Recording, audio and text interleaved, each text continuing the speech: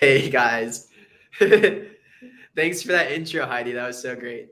Um, yeah, so really excited to have you guys here today. Want to go over a few different topics and also just kind of go over the last couple weeks too. So, yeah, the Pixels team had a bit of time to breathe over the holidays for the first time. Hello? Yeah, so the Pixels team had a bit of time to breathe. Heidi's mic still isn't on. Um, No, I know none of you heard that intro. I didn't hear it either. Heidi's going rogue right now. It's okay though. So the show goes on. Maybe Heidi will join us again in a few minutes. But yeah, But yeah. Hear me now? there you go. What the heck? Okay. All right. So continuing on. Heidi, join us again in like a few minutes. Maybe reboot your computer or try to check your mic and stuff like that. But then otherwise, we're gonna continue on. So thanks everybody for joining us today. Really excited to chat with you guys today. We're gonna go over a few things that are pretty interesting. I've been wanting to talk about this for a while. The business economics of Web3 gaming, because it's so complex. But it's actually a super important thing for any gaming project moving forward. To think about cash flows, to think about how they're going to operate in the long run, how they establish value creation, and then how they establish value capture for all the different parties involved in the ecosystem. So yeah, I'm really excited to go over that. I might whiteboard a little bit. Might go into some graphics. We've been developing this for our own internal purposes as well, as we start to get ready for the Pixel token launch, which is coming quite soon, as we get ready for Q3 around 2023 this year as well too. So 2023, it's the year of cash flows. I know this is a pretty weird thing to talk about in Web3. It's something that's not discussed so often in Web3 either, but I think it's actually a super important topic to touch on. So again, thank you all for joining us. And yeah, I think first things first, let's just start with some, reflection on 2022, what we were up to in December, and then we'll go into Web3 gaming econ. So in December 2022, we had some really exciting stuff. We launched that partnership with Coinbase. We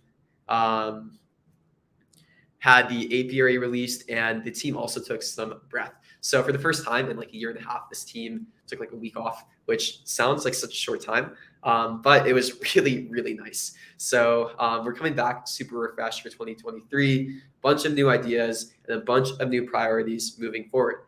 And as we're thinking about 2023, we're thinking about all the new features we're going to be releasing. We're thinking about all the new partners that we're going to be working with, and we're thinking about what's next for Pixels in terms of platform, in terms of token, in terms of sustainability and the future.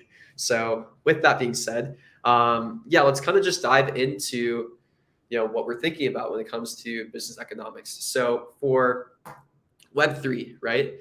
It's this new business model that didn't really exist before. Web3 is interesting because it kind of lets you distribute value in ways that you weren't really able to before.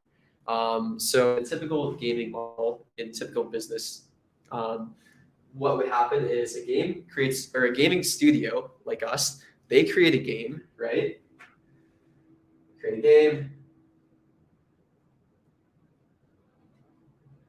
And you have players playing the game. Players typically spend money on the game.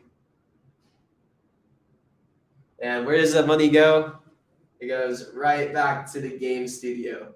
Or what these game studios will also do is they'll spend money on advertising.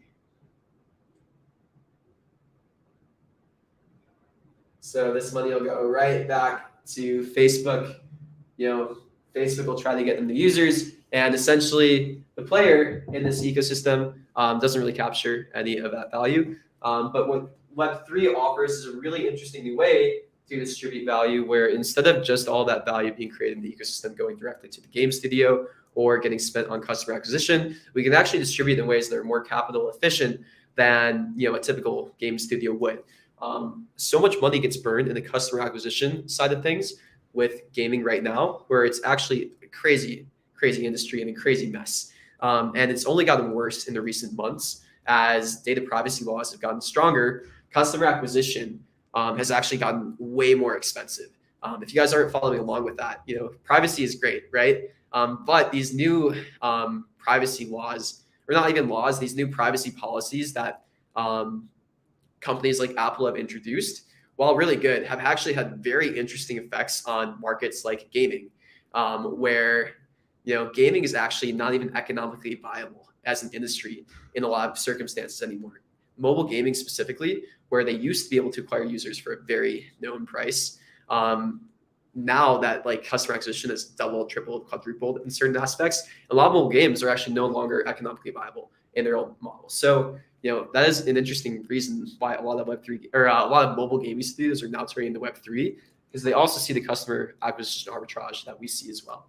But let's kind of dive into exactly what we're thinking about with Pixels, and how we're thinking about value creation and how we're thinking about how we actually capture value. So Pixels has created a lot of tech over the last year.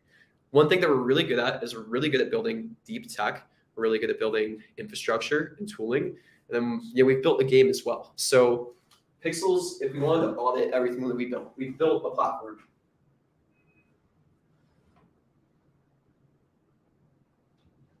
And this platform, we built a lot of interesting tooling that unlocks us to build our own game, but then also other people to build their own game.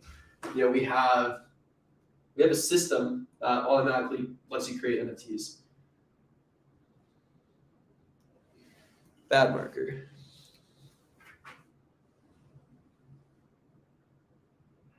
No code NFTs as in-game objects.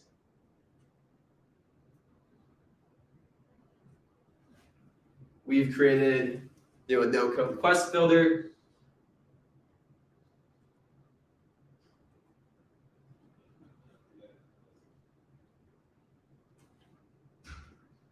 We've created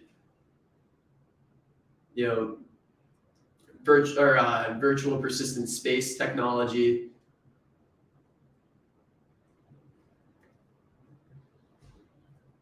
Which enables people to create virtual worlds and also create utility for virtual land NFTs, which is pretty unique.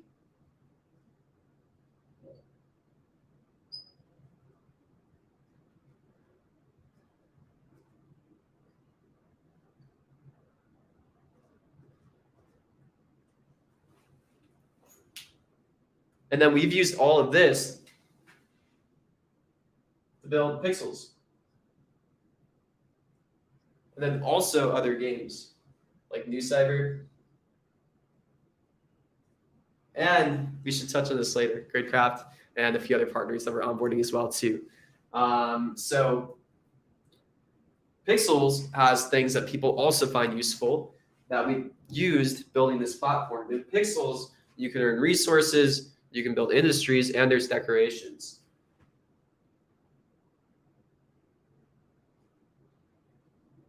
Industries, resources, and decorations. And all of these have some amount of value attached to them too. So essentially, if you take all this platform that we built and you take all the things we built using the platform, there's a bunch of different areas that we've kind of created value in, and they all have varying levels of value as well too. And we've also been choosing who gets access to each of these valuable things that we've created. So I say value a lot, but I really, really stress value when you're thinking about Web3 gaming and especially business economics, because when we're thinking about real long-term sustainability, when we're thinking about business economics, we need to be thinking about, what are we creating that people actually put a dollar amount to? And who captures that dollar amount? Is it us? Is it advertisers? Is it the gamers? Is it speculators? Is it landowners? To us, we kind of have a few different people that we're thinking about. We're thinking about value capture. We have landowners, we have players, we have partners, we have creators, And we have pixels. So I would say those are like the 4 or 5 major personas, and I'm probably missing a few when we're thinking about the different personas that can actually capture value. And it's somewhat awkward, but also really important to talk about pixels here too, because it's actually extremely important when we're thinking about Web3 gaming that pixels is capturing sufficient value to support the project in the long term. So, as we start to release our tokenomics to, all of you guys, as we're prepping the launch of the Pixel token, which I don't think I've said this publicly, but I think we're actually planning that launch around like late February, early March. So stay tuned for that. We're going to give more and more info over the next week or next couple of weeks or so around the Pixel token launch. That was alpha. But yeah, so all of these personas are really, really important. Pixels, us, landowners, players, partners, and creators. I would say sharers too. So creators and sharers are kind of combined when we're thinking about value capture in the system. So when we audit all the stuff that we built, we're always thinking about okay, who is the one that's creating the value here, and then who is the one that's capturing the value. So for us, we've created these tools that allow us to create value through things like industries, through things like resources and all of that too.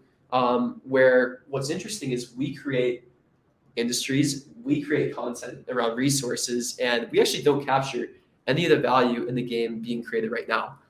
Where most of this value is actually going is both landowners and to players. And it's being distributed through the buried token. And when we're thinking about value capture too, you also need to think that there's actually 3 different currencies that we capture value in, which makes this whole thing a bit more complicated too, right? So we have all these people that could potentially be capturing value, and then they're capturing value through 3 different ways. They're capturing value through buried, they're capturing value through pixel,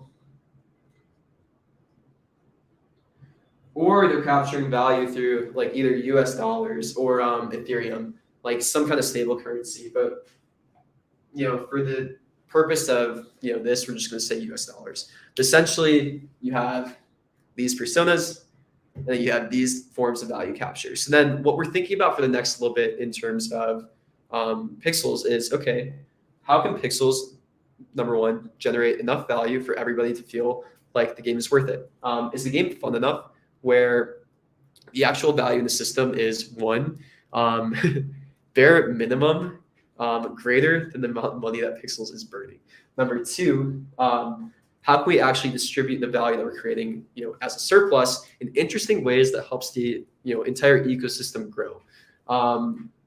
And the interesting ways that help the ecosystem grow for us, what we're thinking about value capture is we're thinking about retention, we're thinking about acquisition, and then we're thinking about content generation. The traditional gaming studio, there's very clear things that they put value on. Gaming studios put value on customer acquisition,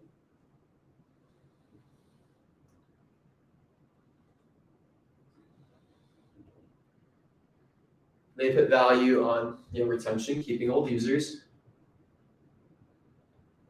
and they pay a ton of money for content. So what you're seeing some studios or some gaming platforms experiment with is a lot around content lately. Roblox is a type of game, or Sandbox, or I think other side wants to go into that route too, where they like the idea of distributing some of the value created through content. So if you create content for this game studio, or if you create content for this game platform, you receive some of the value that you've created as a revenue share model too. So yeah, as we're thinking about value capture and as we're thinking about next steps for Pixels, all this kind of plays into the 2023 plan essentially. So again, Pixels is created, game, we've created all these resources, and now we need to think about, okay, how do we, number one, expand these plays that we've been thinking about. So right now we have a baseline of industries, we have a baseline of resources, and we have some spend and some value creation being generated through this Pixels game. We have other plays where we think we can potentially expand this as well too through other games we're putting on top of our platform. But now what we're also thinking about is, okay, since we've created all this value through the platform, are there other ways we can potentially open it up? Are there other ways that we can potentially exponentially increase value? And are there other ways that we can kind of capture that value as well and distribute that value to all the relevant ecosystem members as well, to landowners, the players, the partners, and to creators. So in terms of next steps, and Pixels 2023 roadmap, we're thinking a lot about one, building out revenue streams for Pixels, building out more value and more content for players, and thinking about how we can best and most efficiently do that. One idea that we really love is opening up more of the tooling that we've created. So if you guys notice in Pixels, there is a bit of a lack of content right now, and that's always a really big issue with game studios in general. They can never get content out enough, and Pixels loves to aggressively push and aggressively release new features. So we didn't take a year and a half to build out game content like a AAA game would, which we think that's the right strategy. But now, can we create a new way to get out new content without us necessarily being the blocker of this content? So yeah, again, what we're thinking about in 2023 is, number one, we want to open our tooling. We took an approach first. We wanted to be selective with who we open up this tooling to. We wanted to work with higher quality projects, and we wanted to work one-on-one with them. Now we think the tooling is in a better place, where we actually think we can probably open up to players on a more individual basis. And we're going to be running experiments with that over the next couple of weeks to months, essentially. So expect us to, one, run some trials with some early landowners to see what our users can create. And we love in the future having this be a lot of the utility of the pixel token that we're creating.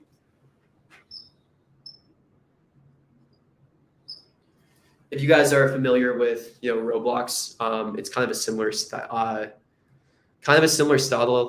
monetization that we really want to model with the pixel token, where essentially we love the idea of letting users create new content, like new items in game, and doing some kind of rev share with them as well too. Essentially having some small fee with Pixel,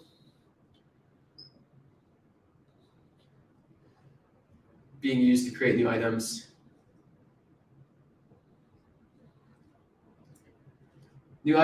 worlds, and experiences, and then letting them essentially share in the rewards and any of the value that's being created in those ecosystems. So I think Roblox, what they do, and actually I think the Roblox creator split is not super popular. What is it? I think it's like a 30-30-40 split. I think it's, yeah. Creator of the item gets 30%. Platform gets 30%.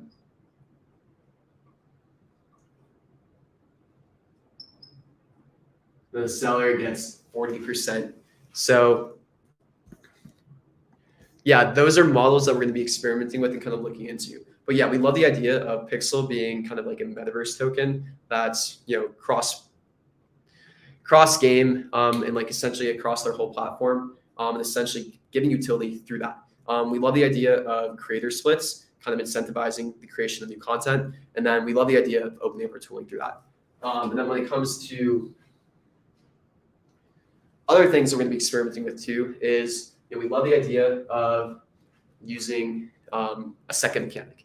So next thing that Pixels will be focusing on in 2023 is a secondary loop.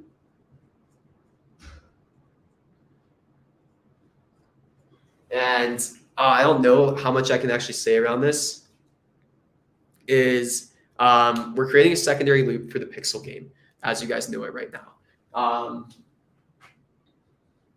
And all I'm going to say right now too is the secondary loop will probably involve a new mint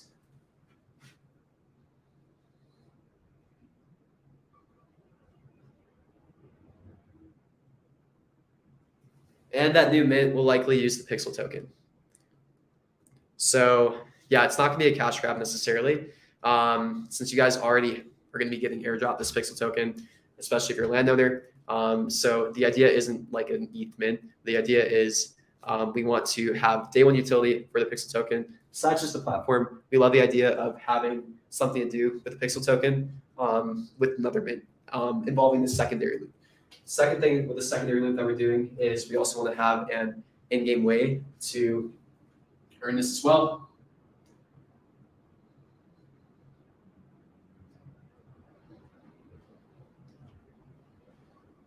And kind of have Pixel be a shortcut towards that if you wanted to, make a quicker way to do it. So we're going to get more details on this over the next month to month and a half, essentially. There's still a few things that we're ironing out with all of this. Expect something around that. And then when it comes to Pixel Game 2,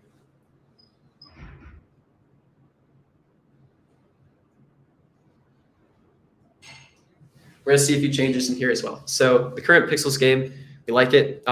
We think we have a really good start. The metrics that we're seeing are actually quite good in terms of retention, in terms of DAU, in terms of all of that. We think we have a really promising start to a game that could get much bigger. But we're focusing and being very directed on what's the next steps in terms of the farmland game that we built out. So the first thing that we'll be doing in 2023 is focusing on discoverability.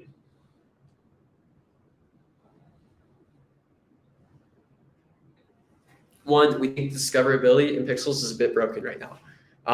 We've seen that a few of the top farms are getting all the attention right now. And we think that there's a few new in-game mechanics that we can be adding that might just make this much, much better and much more smooth over the next few weeks, essentially. So expect a new update to be shipped around farm discoverability, like a new dashboard, essentially, in the next couple of weeks. Next thing we're going to be focusing on also is thinking about potentially adding in previous event features that our product used to have. We're always thinking about ways that we can overall create new value in this ecosystem. And we do know that virtual events, that's a business that we used to run, had a dollar amount attached to these virtual events. We used to sell virtual events to companies for like $8,000 to $10,000 for 2 to 3 hour events. That's something we're probably just going to add back because it's something that we can probably do on pretty low touch. And why not? I've been teasing this in the Discord a lot, if you guys have been following, where, and again, for those of you who are not aware, Pixels used to be a virtual events company. We used to be called this company called Mesh. I think if you look up mesh.online, URL is mesh.online. You can see what this company used to be. And it's kind of funny, this pivot that we used to do. And it's actually super funny to kind of pivot back now. That's very barely visible. But yeah, we used to do virtual events and spaces for enterprise companies. And we know it's something that's potentially valuable. And it's actually not much effort for us to add it back. So we're going to be experimenting with adding that back and just seeing if that adds any value to any of you guys as well. That's not something we're probably going to be charging for, but does open up potential, interesting areas for us to explore. Potentially, larger Web3 partners. That's something interesting to them, or potentially that might be something that you guys find a lot of value out of, which we love that. If that creates more value in this entire ecosystem, that's what we're thinking about. So expect something like spatial video chat.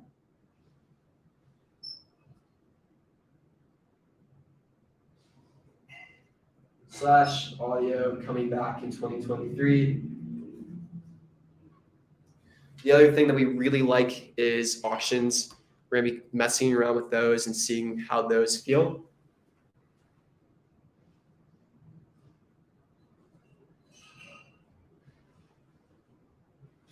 Another thing that we plan on adding is, more focus on bot prevention and detection.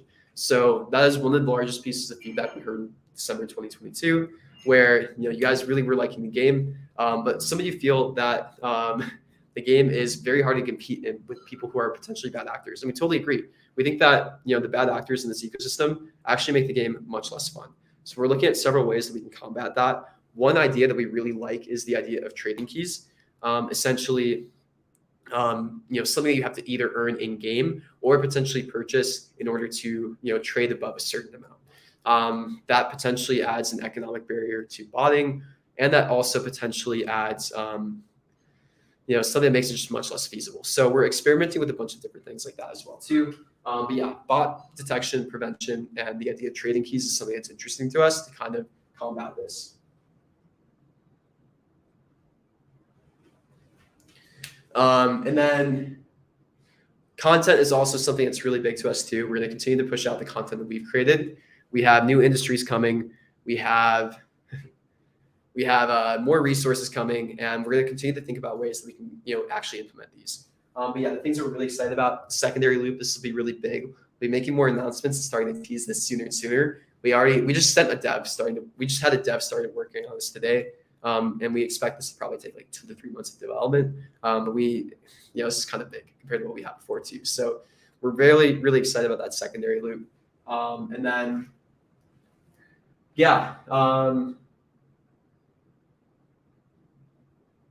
that's essentially what we want to go over today. So I know this is a bit scrambled, and I apologize. My thinking's a bit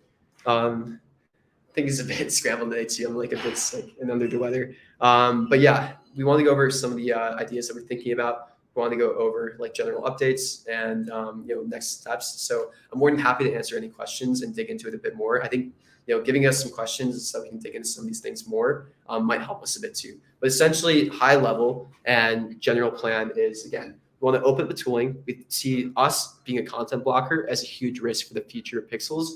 We actually think that opening up the tooling and integrating Pixel into the tooling would be, a really, really interesting way to use the Pixel token. We love the idea of Pixel, the token that we're about to be releasing, being more of a metaverse type token that is usable to create new items, create new experiences in the game. We love the Roblox model. We'll probably be borrowing and experimenting around that a bit. Secondary loop is coming. And again, probably a mint with that secondary loop as well. That will use that Pixel token. And again, remember, you guys will be getting airdrop this Pixel token if you're a landowner and if you have been participating in a player airdrop. And also do remember that airdrop will be vested. It'll require some in-game play, but owning land is the easiest way to get this token unlocked. With the secondary loop, we also want to make it available to the players in the game right now. We want to be rewarding top players. And then in terms of the actual Pixels game they're releasing, along with the other partners as well too, we have more content coming. There's fixes we'll be making to discoverability. We're probably going to be implementing auctions pretty soon. And then we're really interested in adding spatial video chat and spatial audio chat back. So that's the high level overview of what we're up to. And then, please ask questions and I'll start to answer them, and that might open up some interesting conversations. Do I still sound like a robot? No, you're better now. Oh my gosh. I have no idea what happened there, but I restarted my computer, so we're good. Okay, let's get started on questions. If you have any, please add them to the YouTube live feed chat. I've been looking at it the whole time and starring them along the way. So I think, Luke, you covered most of this. So if you want this question answered, literally go back like 20 seconds. He just went through it all, but it's a great question. So thanks, Chase. And then another good question we had here. Do you plan to limit the supply of items such as industries, and will you be tokenizing them as NFTs? And this question really derives from people asking me multiple times a day about apiaries. So maybe dive into that a bit. Yes. No, that's a really good question. So yeah, to be totally transparent with you guys too, like Pixels coming up with sufficient revenue to cover our burn is a really big priority in 2023. And you guys might not like this all the time, but also it's really important for the project's longevity too. If Pixels, runs out of money, then, that's not good for anybody. We've been relatively smart. We don't feel super, pressured from, like runway, in that side of things. And we have that, token launch coming up and all that as well too. So we're okay, but it's also something that we need to figure out in 2023, in order to, be here for the long run. We like the idea of revenue coming into Pixels that isn't, necessarily speculative. We like the idea of revenue scaling with DAU. So the idea is also to think about revenue streams that might, kind of mimic some of the better projects in Web3 that we think have figured this out. honestly, the only project in Web3 that I'm really bullish on in terms of recurring revenue is Nouns DAO, and I really, really like that model. So we're going to be running experiments with things like that, where it's potentially seeing, okay, can we auction off one industry a day? Or can we, introduce new types of gameplay content that's really limited and scarce to people who might want it? But we also don't want to make the game pay to win too. So there's an interesting balance that we'll have to figure out and experiment with. And you guys will get to be the guinea pigs too. We like the idea of a Nouns DAO style auction, like one new item a day of cosmetics or things that don't necessarily affect gameplay drastically, but are just cool things to have. So people who like to buy those things, which there are some of you here who just like to show off and like to kind of flex on other people. Someone bought the I am rich sign. Several people have actually. Oh, yeah. I've only seen the one. Yeah, I think if you were to give a dollar amount to that sign based on what Barry's trading off of too, it's not cheap. That I am rich sign. So yeah, no, we've been running experiments with that kind of stuff too. Like literally every item that we put in the store has been pretty intentional at how we price it. We want to see price elasticity of our decorations to see kind of like, okay, what is potential revenue stream that we could be making? And then what is something that we could actually provide value through as well too, moving forward. But yeah, so we do like the idea of limited supply of items. We do like the, number one, all these industries are NFTs already as is, or they're ERC 1155s. When we introduce withdraw and deposit, which is actually coming quite soon, we're probably gonna be releasing it for Barry in the next like short time frame, essentially. We might just want to implement this trading key thing first. Then we're also gonna be doing it for the NFTs as well too. So eventually you're going to be able to actually move any of the assets in game that you have into a hot wallet as well. Things like your Pop Bear.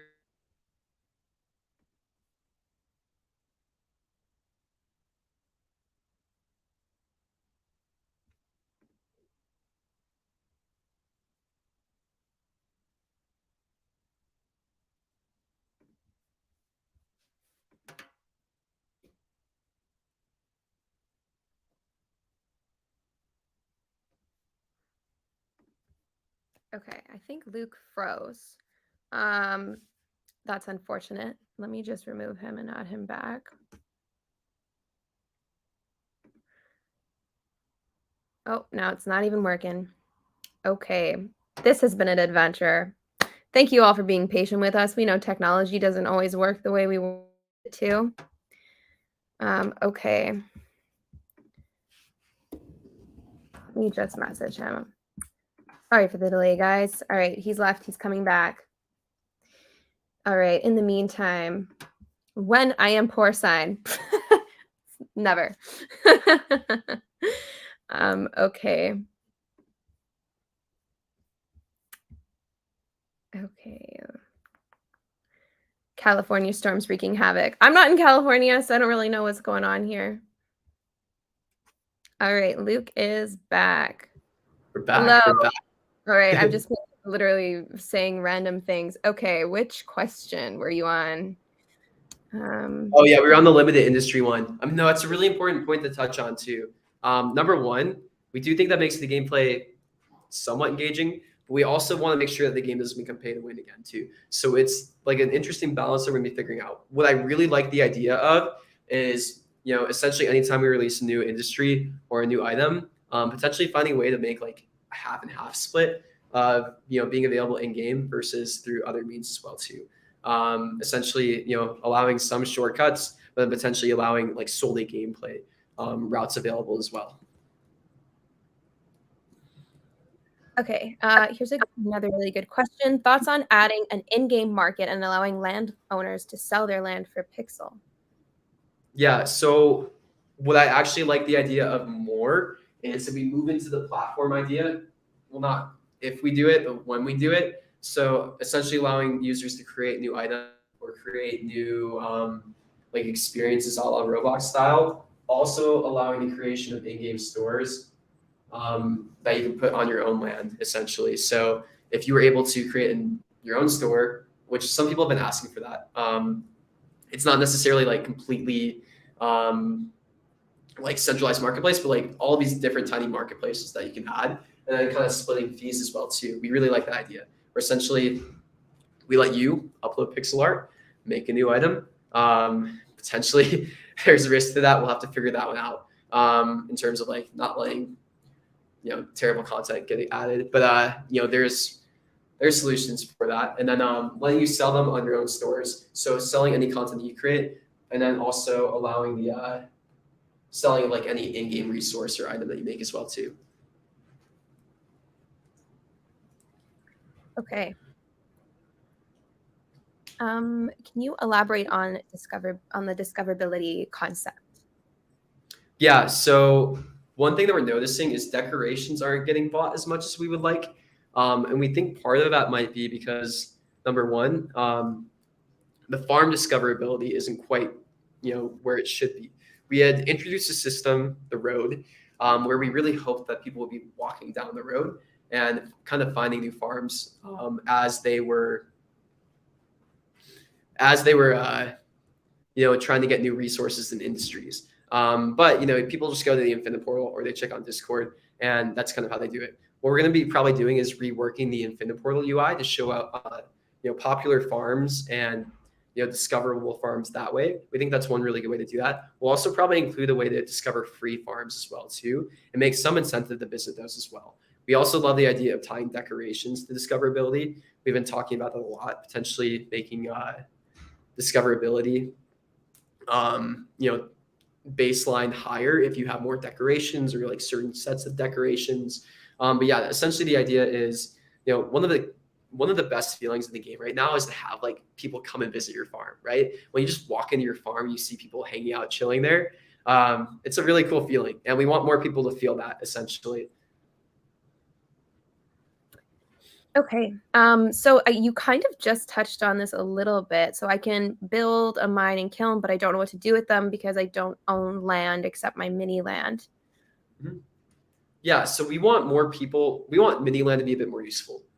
So when we're talking about the business economics too, and I could have explained that so much better. We're going to be releasing another white paper outlining all of this really soon. And this is going to go with the launch of the Pixel token as well. So expect this to be like really clearly visualized, essentially on all of the different areas that we're creating value, the flows of the value, and what exactly is capturing that value. We want to create new utility for the Pixel farmland that doesn't just involve the game. So I love the idea of, giving Pixel landowners access to certain parts of the platform, or, things like spatial video chat or things like that, that doesn't just involve gameplay, and kind of thinking about the farmland in that term as well too. Obviously also Pixel's farmland could potentially be a pixel generator. We're still figuring that one out if we want to go that direction or not. We do like the idea of rewarding, in-game healthy behavior more so than that. But, we like the idea of creating more utility for the farmland through other things like that too, and making the mini land more useful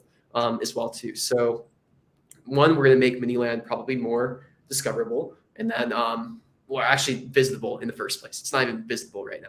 So we want more of a reason to use that mini land essentially, and more of like a feeling of accomplishment when you decorate it, and have more of a reason to like have people come to it. So you can build a mining kiln. We're figuring out things like that. I like the idea of being able to put industries on there though. Yeah. But this also kind of leads to this person's question about what is the benefit of owning an NFT land. It's a really interesting balance we've found between like rewarding the players that own land, of course, but also attracting users that don't own land. It's kind of like this back and forth balance. So, Luke was just talking about the benefits of owning a mini land, and now, okay, so what about landowners, right? Luke, do you want to talk to this a bit more? Yeah, this well, number one, we do have this token release coming up too. Number two, we don't artificially, pump the price of our NFT. Like if you've noticed, our NFT, it's been pretty stable in terms of price for a while. And it's because we want the price to really truly reflect like what it actually is supposed to be valued at. We don't want it to be super speculative. And we want to create value for this NFT by actually providing value for it.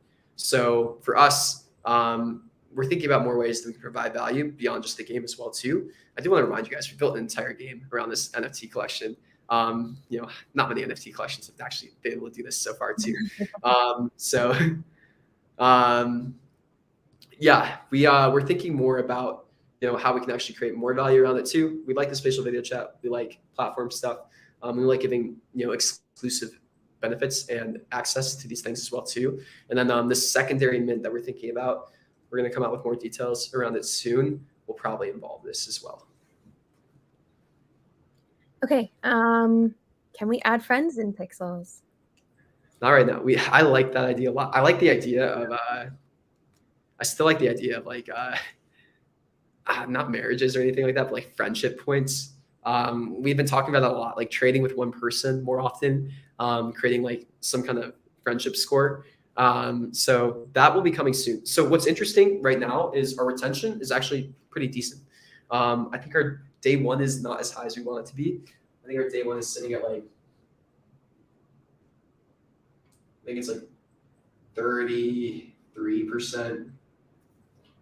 Right, bigger. Our day one is like 33%. There we go. Our D7 is like 24%. Our D28 is like 14%. And this is averaged from the release of the game November 17th to like today. So these are like pretty good numbers. This is like 30, 40 days of data at this point. And yeah, these two numbers, the day 7, day 28, are actually quite good. You typically want to hit like 20% day 7 retention and 10% day 28. And we're doing better than that. And I think a large part of that is because of the social element and because of the community element of Pixels and like what we've built in the Discord and such right now. The game is decent, but it could be a lot better also. We totally recognize that. It's still getting developed. It's not even close to being done. The awesome part about being a Web3 game is we get to build with you guys. We get to get feedback and we get to iterate. So in a year, we think we'll probably be a better game than the competitors that we're going to be competing with in Web2. But we're not there yet. And we know that, and we're getting there. So this is kind of a follow-up question then. What have the daily active users been? Do you have those numbers?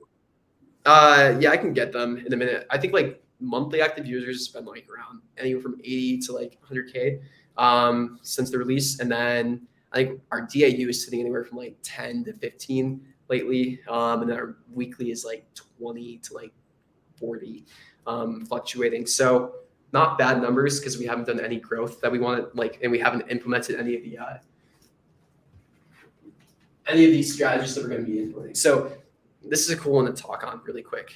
So we grew so much in October because we focused on a couple different things. We focused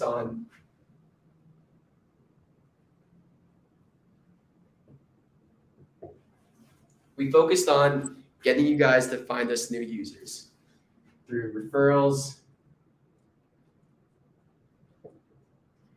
and sharing and content creation.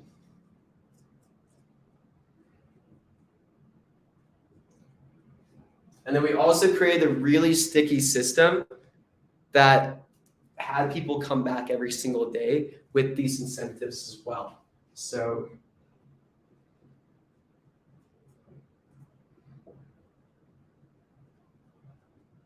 we basically created a flywheel that enabled growth. We had two things. That one helped us create growth by getting new users and keeping old users too. And we haven't added any of those systems back into the game yet because we want to focus on retention. So one of the most important things in growth is actually retention. And people always kind of forget that part when you're talking about growth. People are like, oh, you just need to acquire new users, pour a ton of money into marketing. But if you pour money into marketing before you have a product that's sticky enough, you're burning that money essentially. So we actually do think we have the retention numbers we need now in order to grow. And that's one of the things we'll be focusing on too for the next month or two, essentially adding long-standing versions of what we use to grow and not play the airdrop. So if you guys saw us grow so much, it's because we were very intentional again, and we think that we can recreate those systems basically indefinitely with Web3. And we actually think that's why Web3 actually makes gaming super interesting for gaming companies, because we do think it's customer acquisition arbitrage and much, much more capital efficient than the traditional form of customer acquisition in Web2. So we do expect to see more growth once we start to implement those. And as we kind of get ready for the launch of the Pixel token. Again, the Pixel token, we're really excited about that. I think you guys can maybe trust that when we say we're going to grow at a certain time, we will. Keep that as a note, because we've done this like 4 times now. Every time we've said we're going to grow, we're going to get more users, done it. It's going to happen again in like 2 to 3 months. So expect that coming essentially when we release this Pixel token. We'll have a system like this again. We'll have a secondary, a second mint. They'll use that Pixel token. We'll probably have a gameplay mechanic that also works towards that as well. Okay. Next question. I think this is a good one. I don't understand the meaning of the berry coin at all. Can you explain and maybe talk about the differences between the two and why we have 2? Yeah, the berry is like our free to play coin. Essentially, it's not intended to hold a lot of value. We were extremely clear about that from day -1. We've always loved the idea of soft currency, hard currency. So again, Clash of Clans is the best example of soft currency, hard currency. And if you've never played that game, it's a really good game. Would really recommend it. You'll probably play it more than you expect to. But the idea is we wanted the currency that people could come in and play and start earning without any economic barrier. So we love the idea of like a free-to-play game, essentially. This is super normal in Web2 gaming, not so normal in Web3. It's maybe becoming more normal, but if you guys remember, beginning days of Axie, it was like $900 to start playing Axie. Absolutely crazy.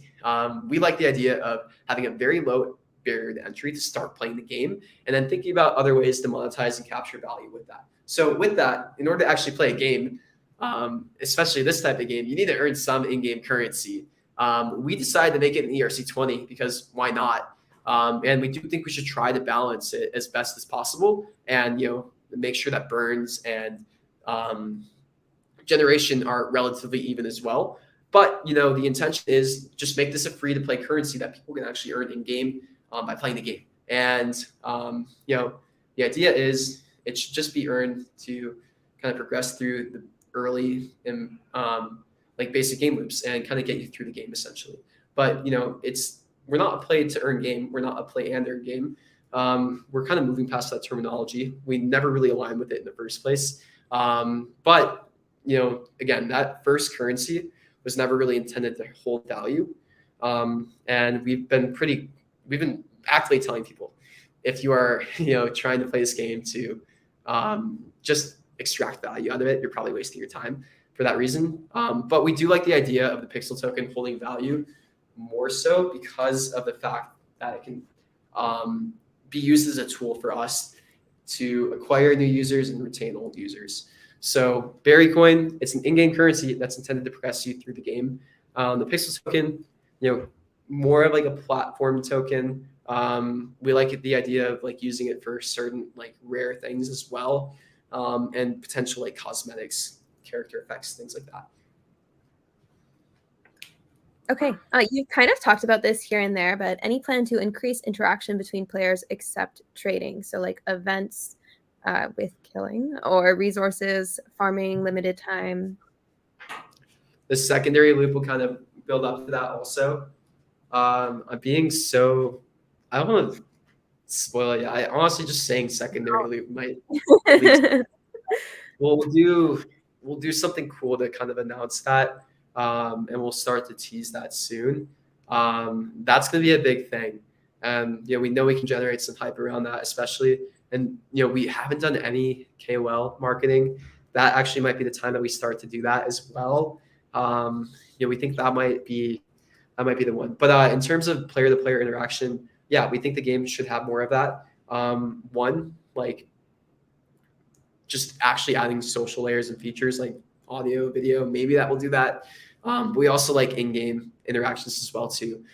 So we're going to be experimenting with that more and more, and trying to figure out how we can do that. But yeah, we do think the game is missing an element of competition. Right now, the competition in the game is like who can get the industry quickest. We think that we can build out better things like that soon.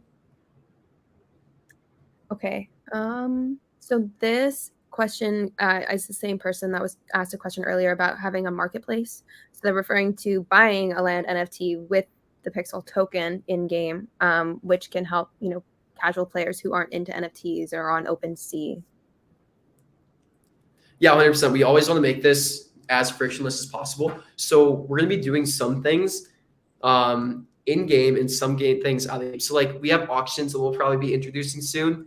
Truthfully, those will probably be outside of the game because it's just so much easier for us to build that way. We can literally just use, shout out to Third Web. We can literally just use Third Web auction contracts.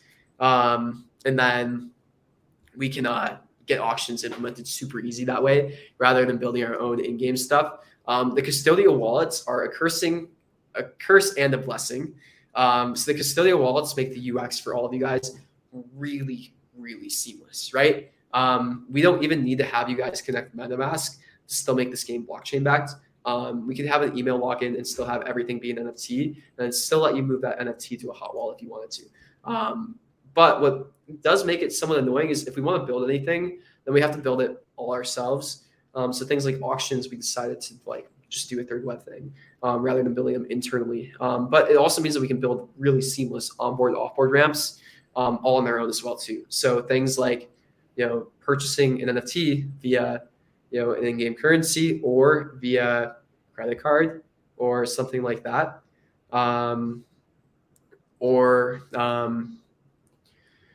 just making that like super seamless. So it's me. I'm literally about to work on a Stripe integration. I'm starting to code again. But yeah, we're gonna integrate Stripe into the game and see if we can make some onboarding, offboarding easy that way too, and experiment with some things like that as well. But yeah, the whole idea is we want this to be like a very, very seamless experience for people who don't necessarily know about Web3. Big risk is there are 800,000 active Web3 gaming wallets as of December 2022, and it's actually shrinking that market of active Web3 gaming wallets. And then when you actually start to think about it, okay, 800,000 active Web3 gaming wallets, how many of those are real people? Probably not as many as 800,000. Then how many of those are multiple accounts? All of that too. So then you're left with a pool of significantly less, real Web3 gamers out there. And then you have to start to think about, okay, Web3 gamers that actually like this genre of game, like what's that addressable market? It's not high. So to actually rely on a market of Web3 gamers is, in my opinion, somewhat foolish for gaming projects here because it's just a very small market. So if we want to have success in the long term, we actually need to be thinking about making this experience very, very seamless for people who are not in Web3 and making it much easier. That being said, I posted something on my Twitter the other day, really funny article of people like essentially bashing Web3 gaming on Reddit, actually.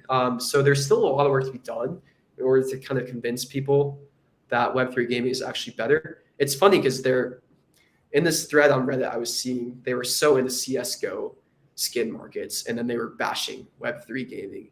And it's just, there's this huge lack of understanding on what Web3 gaming actually can do for them and why it's better.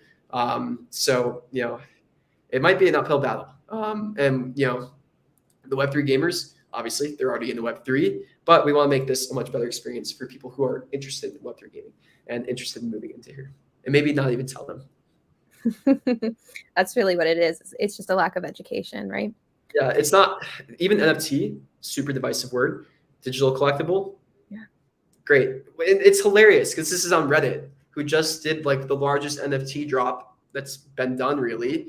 And these are the same people that are, complaining about NFTs in gaming. And they probably have these Reddit digital collectibles. So yeah, I mean, don't get me started on the reputation of Web3 because it's so backwards and incorrect. It's really technology that has so many use cases, and yet somehow it's like overwhelmed by people buying JPEGs.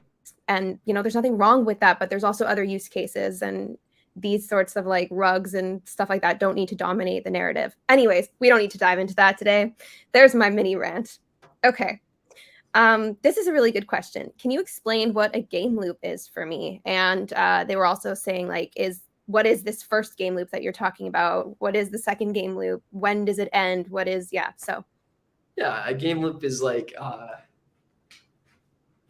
starts with some arrows. It's essentially like the circle of motivation in the game. Like, okay, you're doing this because you get this, which gets you this, which gets you this. And there's some level of satisfaction in going through all that. So Pixels, we're a resource management and development game right now. And there's a few other games that are really good examples of this. Graveyard Keeper is a great one. Stardew Valley, RimWorld, what else? Sunhaven, Factorio. Those are types of resource management and development games that we take a lot of inspiration from. And essentially, the whole point of this game or these types of games are you gather resources. This marker sucks. You gather resources.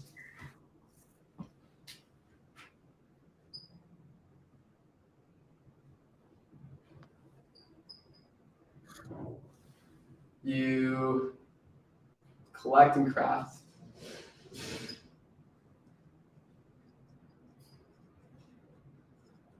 Sets, customize.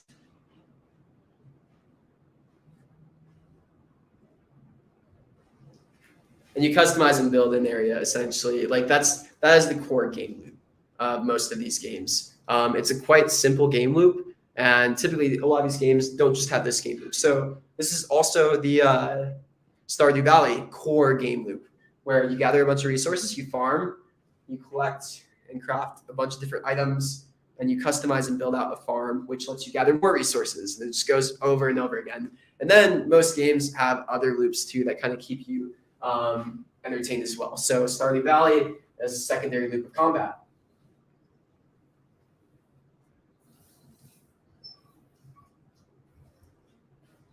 So you gather resources, you upgrade gear, fight monsters.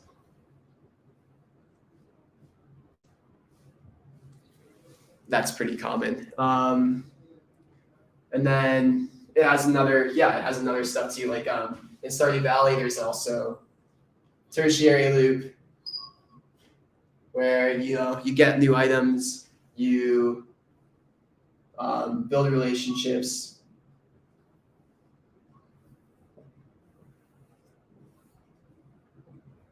And you marry people.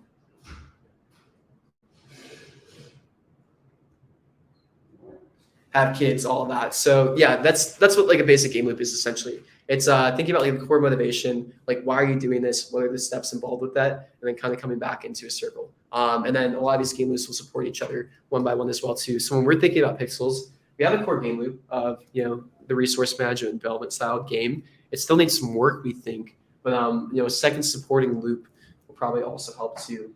Some advice that we have gotten from people who have been in the space as well too, though, is really nailing down this loop before you get onto the secondary loop. We think we're getting close to getting ready for the secondary loop. We think it's kind of time. So yeah, we're not abandoning development on the core loop. We do think it's time to start to introduce the first stages of the secondary loop. That was a really good explanation. One thing I will add is it might be helpful to think about what isn't a game loop. So Ross, you've been around for quite a long time. If you remember Pixels maybe like 8 months ago, or even less, maybe 6, all you did was farm. You just farmed and you collected so many scarrets, just so many scarrets. And at the end of the day, what did you do with those scarrets, right? There wasn't anything really to come back to. So there was not a complete loop, and now there is. So that's kind of like another approach to think about. What we like about a secondary loop, especially in the current game that we have, is it's like a much bigger reason to gather resources as well. So, we like the collecting, crafting, building, customizing. We do think a secondary loop will kind of make this gathering resources feel more important and like a stronger reason as well too. Okay. Are you planning to increase the amount of farms to bookmark? Yeah. We do like the idea of having this be available for things like Berry or the Pixel token as well. So yeah, these are the things that we're thinking about with value capture and like all this value distribution as well too. All these things we've created value for. Like one of the things is the bookmark system. People would spend berry or pixel on bookmarks. And having more bookmarks actually unlocks more productivity for you too. There's probably some like in-game economic value for you to want more bookmarks. And that's something that we can also attach value onto as well. And that's the thing that, if we add more value to the pixel token, that makes all of the holders of the pixel token have something that has more value. Same thing with the berry token as well too, that burns more berry. Like these are the things that we're thinking about as we make decisions around, what do we put this value on? Like, do we use this particular thing that has value that people have? Do we have it be spent on berry? Do we have it be spent on pixel? Do we give it to you for free? Is it something we sell for US dollars and pixels captures? That's probably one that we're just going to make a berry sync. Okay. I think we can wrap it up there. We've gotten a lot of questions about when fishing, and I haven't brought them up just because it's exactly what Wait, okay. Fishing. Someone give me some more context on it. Like how in depth would you ever expect fishing to be? Number one, fishing in Stardew Valley is my absolute least favorite thing. It's the worst. So maybe that's why I don't get it. And then number two, we could probably do something close to that as well. But that's. But it might be one of those other external game loops, right? Or maybe it's just a really small addition to another version of farming, like collecting resources. Yeah, it right? could be a new industry or something like that too. We're interested. But yeah, Pixels does need to be directed and like we have to prioritize where we spend our time for the next little bit. We think there's some higher wins than fishing potentially, but also talk to me in Discord. Convince me. I'm in there a lot. We would do it. We're always lurking, even when we're not active. We're there. Okay. Thank you all for your questions. This has been a really awesome live session and AMA. If we missed any of your questions, please just throw them in one of the general chats on our Discord. Tag a community team member. Tag Luke and I will be around, and we will get to you there. And with that, we will see you next week. Okay. Bye, guys.